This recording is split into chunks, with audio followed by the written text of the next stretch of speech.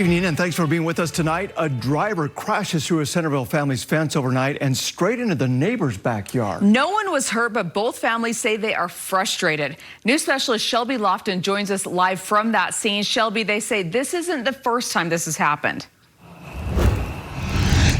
Yeah, Dan and Debbie, the families who live right here say they've had to replace their fences multiple times, and that's because people don't always make the stop at this intersection. They take it way too quickly, and then these families end up having cars in their yards.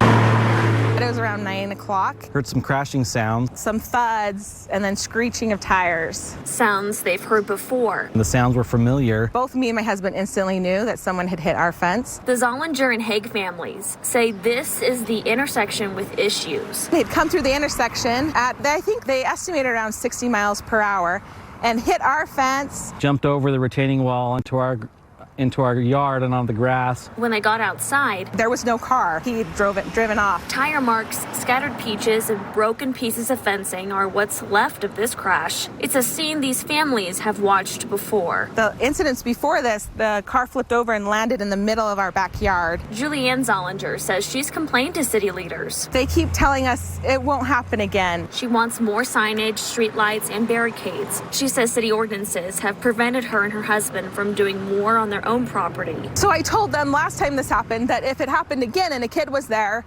and someone died, wouldn't they be liable for that? And they just aren't taking my concern seriously. The neighbors say they want to enjoy backyard bonfires together, but they have to think twice before they do. The fence makes us feel safe, but then to see it laying on the ground like this reminds us of kind of the danger of the street nearby.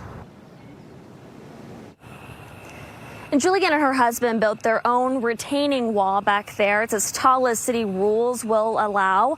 I talked to the police chief just a bit ago, and he says he's aware of this problem. He's talking to the city's new public works director. In the meantime, Julianne says she plans to go to city council meetings, and she's bringing her neighbors with her. Back to you. All right, Shelby reporting for us live tonight. Thanks, Shelby.